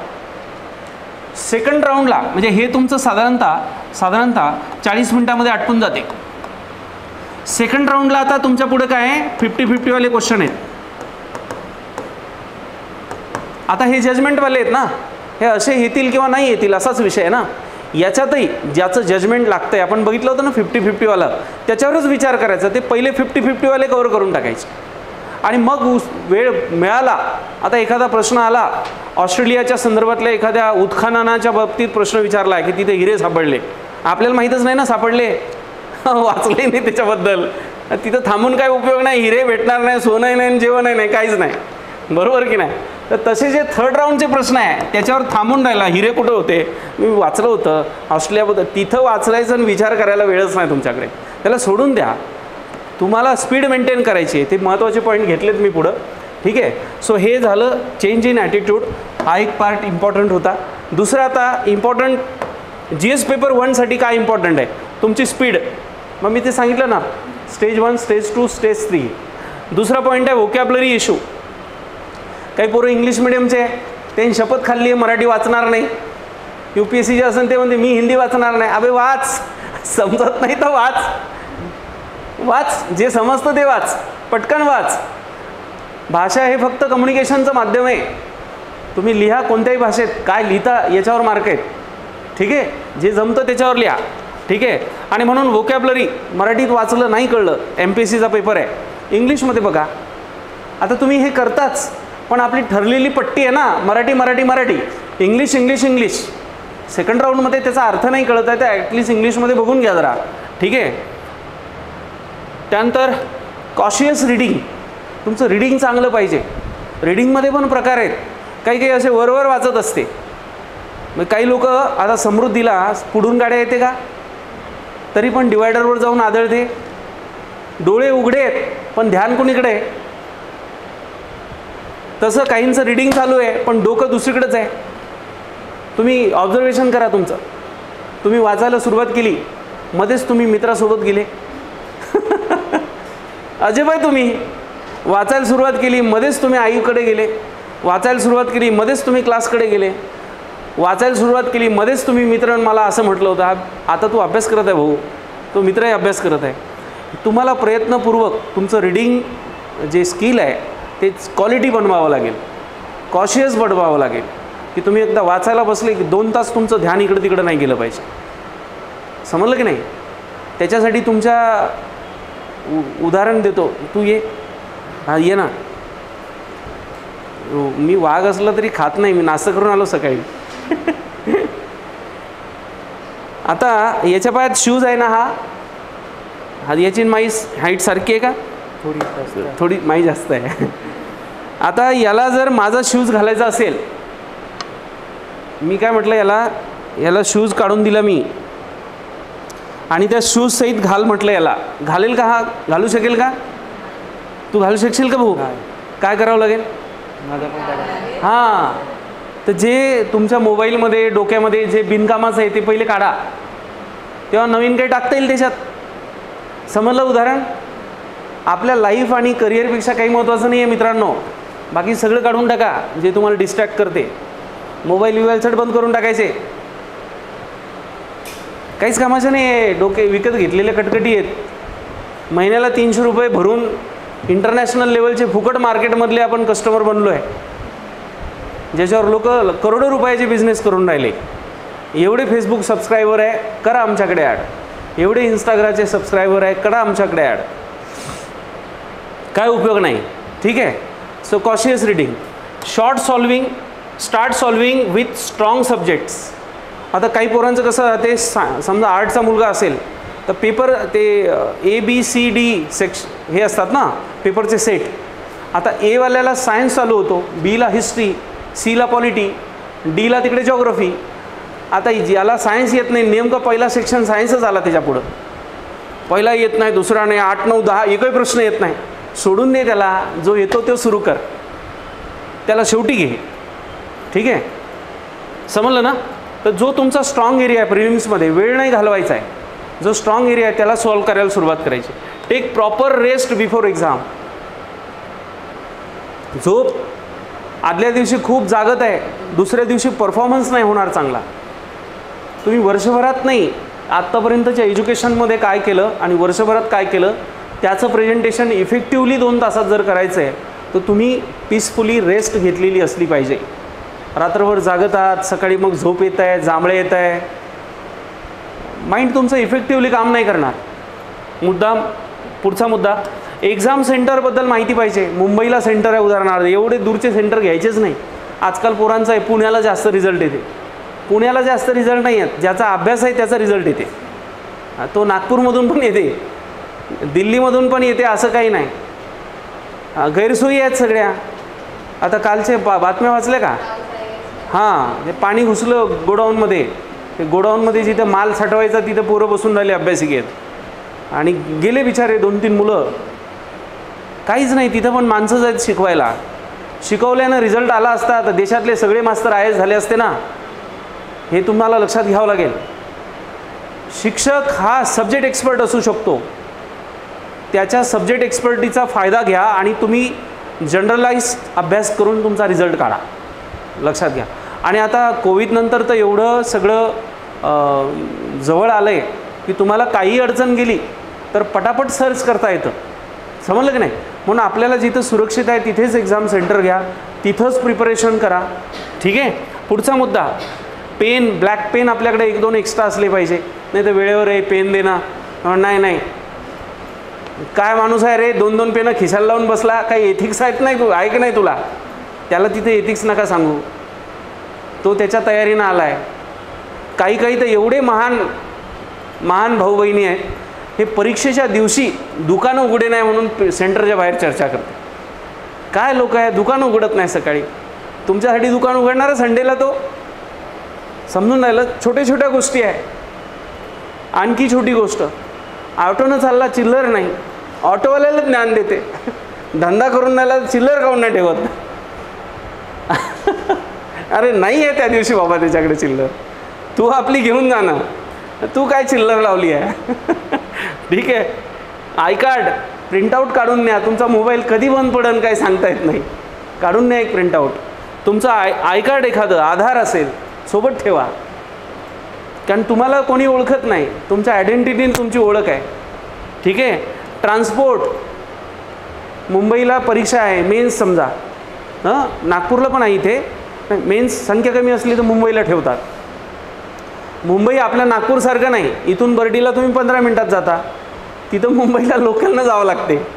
आणि तुम्ही जर कॅब करून जाता म्हटलं 2 तास लागते तुम्हाला. तर सांगण्याचा उद्देश, छोट्या गोष्टीचंही मॅनेजमेंट, ह्याही गोष्टी तुमच्या टेम्परामेंटवर काम करतात, परिणाम करतात. पॅनिक नाही व्हायचं आहे. खूप प्रॉब्लेम आहेत जेवढे तुमच्या लाईफमध्ये आहे ना, त्याच्या 1000 पट प्रशासनात आहेत. तर तुम्हाला काम आणि शांत राहून ते हँडल करावे लागणार आहेत. तुम्ही चिडचिड कराल, फ्रस्ट्रेशन काढाल याच्यावर त्याच्यावर, तर लोक दूर पळतील, कोणी जवळ येणार नाही. तर हे सगळं अशा पद्धतीने इम्पॉर्टंट पॉईंट्स आहेत की जे तुम्ही लक्षात घेतले पाहिजेत. आणि सीसॅटसाठी मी हे 3च मुद्दे मी ऑलरेडी हे एक्सप्लेन केले. कॉम्प्रिहेन्शन, क्वांटिटेटिव्ह ॲप्टिट्यूड आणि रिझनिंग, याच्यावर दररोज काम करायचं. दररोज वर्षभर काम कराल तर रिझल्ट येणार आहे सीसॅटचा. परत एकदा रिपीट करतो, वर्षभर सीसॅटवर काम कराल तर रिझल्ट येणार फॉर शुअर. म्हणजे त्यासाठी वेगळं काही करायची गरज नाही. ठीक आहे. आणि आता सगळ्यात महत्त्वाचं, don't focus on object. We always try to focus on object, की मला IAS व्हायचं आहे, मला IPS व्हायचं आहे. जेवढं तुम्ही एक विद्यार्थी म्हणून फॉर एक्झाम्पल हे तुम्ही आहात आणि हे तुमचं ऑब्जेक्ट आहे. Always focused on object. मला IAS व्हायचं आहे, मला IPS व्हायचं. ठीक आहे. यापेक्षा 10 पट तुम्ही तुमच्या प्रोसेसवर फोकस करा. आणि ही प्रोसेस डायरेक्ट कधीच असणार नाही, ती वेव्हसारखी राहणार आहे. तुमची मेंटॅलिटी वेव्हसारखी राहणार आहे. कधी आनंद राहणार, कधी दुःख राहणार, फॅमिलीमध्ये एखादा इश्यू होणार, तुम्ही बिनकामाचे न्यूट्रल लावून काही इश्यू ओढून घेणार आपल्या आयुष्यात. हे असं झिगझॅग राहणार. ते सगळं मेंटेन करत तुम्हाला तिथपर्यंत जाता आलं पाहिजे. प्रोसेसवर जो विद्यार्थी काम करेल, इमानदारीनं काम करेल, त्याला एक नाही असे 5 ऑब्जेक्ट मिळतील लाईफमध्ये. UPSC पण होईल, तो राज्यसेवा पण होईल, तो इकडं PSI STI पण निघून जातो. अनेक जे विद्यार्थी ज्यांचे रिझल्ट आले त्यांना विचारा, त्यांच्याकडे 3-3 रिझल्ट असतात. आणि तेवढी लेवल अभ्यासाची त्यांनी गाठलेली असते आणि मग कुठलाही पेपर दिला तरी त्यांचा रिझल्ट येतो. ठीक आहे. तर अशा पद्धतीनं गौतम बुद्ध आपल्याला त्यांच्या एकूणच जीवनचरित्रातनं सांगतात की अत्तदीप भव. तुम्हाला तुमच्या पावलांना पुरेल एवढा प्रवासाला जो प्रकाश लागतो तो आईवडील आणि शिक्षक देत असतात, पण तुमचा प्रवास तुम्हाला स्वतःच करायचा असतो. हे वास्तववादी तुम्हाला दुसरं कोणी सांगणार नाही. हे तुम्हाला तुमचे आईवडील सांगतील आणि शिक्षक सांगतील. त्यामुळं तुम्हाला करायचं आहे हे सगळं. डोंट डिपेंड ऑन अदर्स, की दुसरे घेतील मग मी करील आणि मग माझं होईल. नो. प्रत्येकाचा एक रोल डिफाईन झालेला आहे. तो तेवढ्या रोलपर्यंत काम करेल, पुढचा प्रवास तुम्हाला करायचा आहे. चिमणीसुद्धा एका विशिष्ट एजनंतर आपल्या पक्ष्यांना खोप्यातनं धक्का देऊन बाहेर ढकलून देते, कारण त्या खोप्यातच राहून ते आयुष्य जगू शकत नाहीत. समजलं? तसं शिक्षक म्हणून माझा रोल ठरलेला आहे की मी काय करायचं, तुमचा रोल ठरलेला आहे तुम्ही काय करायचं. आणि हे सगळ्या स्ट्रेंथ जेव्हा एकत्र येतात तेव्हा रिझल्ट येतो.